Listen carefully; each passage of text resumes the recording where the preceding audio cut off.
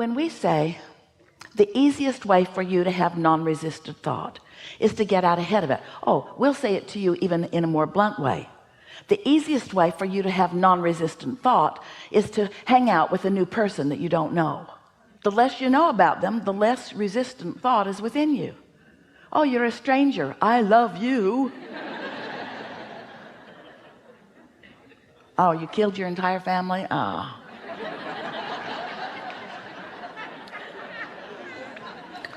We're just playing with you a little bit here, but we want you to just for a moment try to feel the power of this non-resistant thought. So we've been saying recently, what you want to do is get out ahead of it. You want to get out ahead of your thoughts, and people want to get out ahead of it, they just don't know what that means. And we gave one example already. Segment intending means I'm in a new segment, new people just walked into the room, and do you know that our segment just changed because they have no idea what we've been talking about? And so the energy of the room has just shifted. Now, not a problem to all of us because we're in the vortex. Yes, we're in that empowerment. Might be a little while for them to catch up with it, but the segment did just shift, and therefore you are going to notice a little repetition that you wouldn't have noticed before had new people not walked into the room. Following what we're getting at? Getting out ahead of it. Don't want confusion on the part of those that haven't been here. So when you get into your automobile, it's a new segment. When a new person joins you at the dinner table, a new segment begins. And if you will take just a moment, we're talking about a few seconds to acknowledge, new segment, and what I intend is. Because if you get out ahead of it, what I intend is to have fun. If you're out ahead of it, even though somebody who joined your dinner table who was in a bad mood and wasn't planning on having any fun, if you got out ahead of it with your intent to have fun, you're more likely to have fun even though he isn't. This is powerful stuff, because we love you so much, you are knee-jerkers. You have knee-jerk reactions to life, and that holds you in mundane creation. It holds you in less powerful creation. It doesn't let you feel your absolute power. Now here's another thing. We're going to stay with you for a little while on this conversation until we can feel that you're grasping it, because this process, you've heard the words before, daydream. Do you remember when you were kids? Before you were responsible, before you felt responsible, before you were resistant, before you were defensive. Some of you can remember those moments in time. Some of them you've been living recently, but it's a little snatch of time where somehow you're not resistant in thought, and your mind is just receiving the ingredients of your vortex. They're putting themselves together with the tutelage or tutorialage, with the help of your inner being, who knows where you stand in relationship to everything that you want, and knows what the ingredients that you've put into your vortex is, so knows what the path of least resistance is for you to receive a thought. So do you think that you're here to create your own reality? You are. But do you think that the reason that you're here to create your own reality is that when you create your own reality you will like it better? Well, that's one reason, but it isn't the reality that you are creating that you are here about. It's the thrill of reality creating that you're here about. It's the thrill of lining up with your true power and watching what you desire flow to you through the power of your own focus. It's the journey. Now you've heard that your whole life. The joy is in the journey. Almost everybody is saying it, and nobody knows even what they mean when they're talking about the joy is in the journey.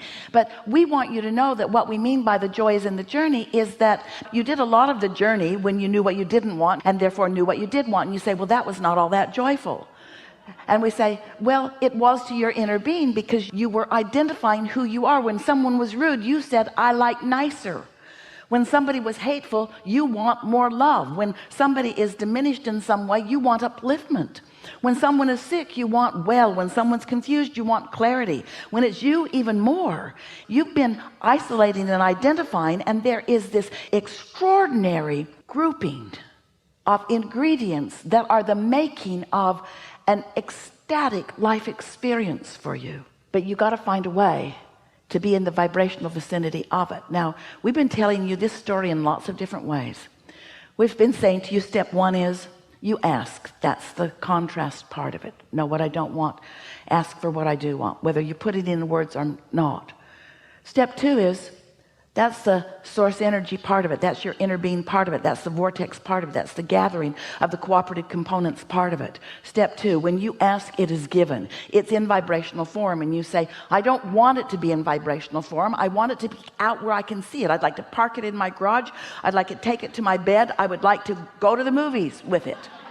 I don't want this vibrational reality creation. And we say, but it is that way in the beginning. And so if you will accept that the ingredients are there, and that you will be guided, you will be led, you'll be called, you are being guided, you are being led, you are being called to your path of least resistance. But what we're saying to you here today is you've got some whopping resistance going on, because you have played the objective game so much that you hardly ever put yourself in a position where you can receive an impulse that's on the path of least resistance and feel the empowerment of your inner being about it.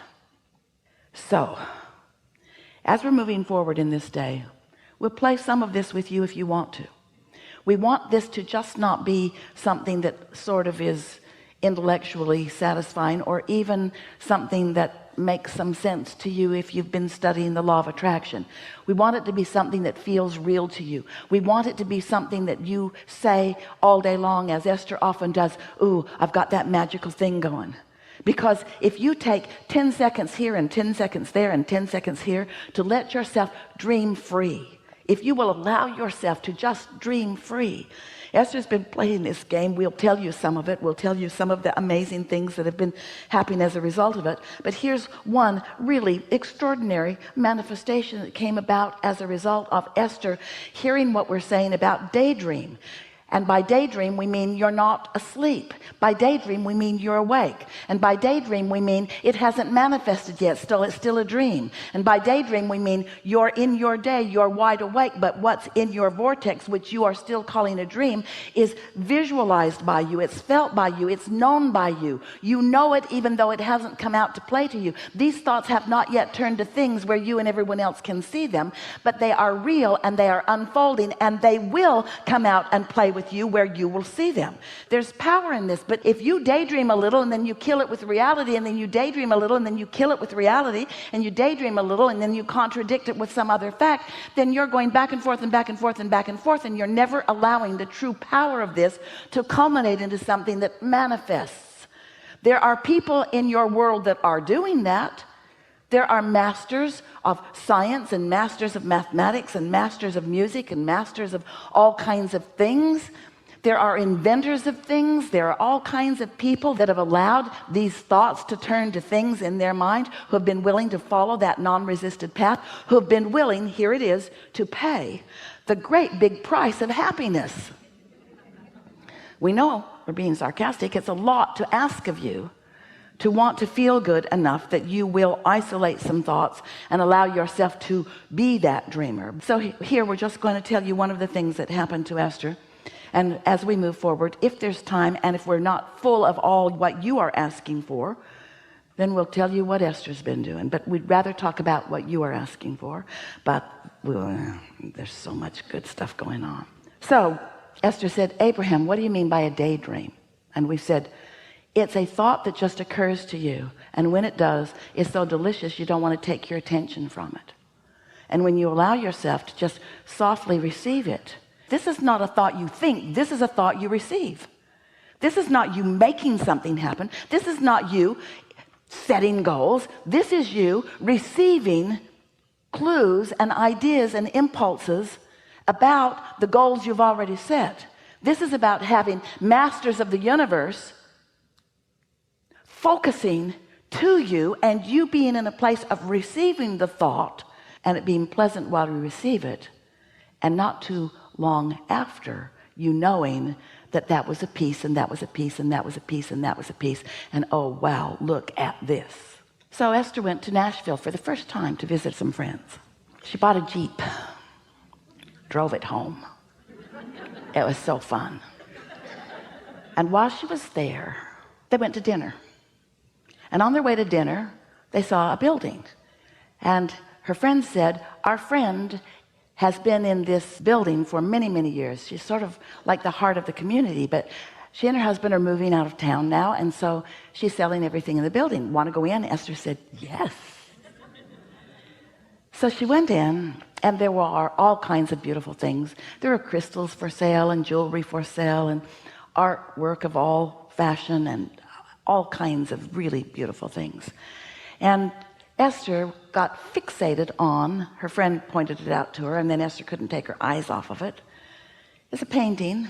A man from Vietnam painted it. The colors are soft and lovely, but it is a painting of a lake, most beautiful soft colors.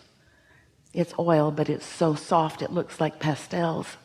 And in the sky are two owls. Esther likes owls. And in the lake is a bed, just sitting on the water, with a red bedspread and a woman sitting on it. Sitting. And Esther said, she's got to be daydreaming. Nothing else makes sense. If she was dreaming, she'd be laying down.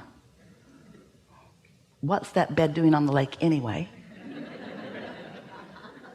I'm going to frame that, and I'm going to put a little plaque on it, and it's going to say daydream. Now, don't you think that's nice that Esther would find something? Maybe it's not ringing your bells, but it rang her bells. It rang her bells. What else could this possibly be? This is someone wide awake in the middle of the day, sitting on her bed in the middle of a lake. What do you want to talk about? A lot of trouble in this room.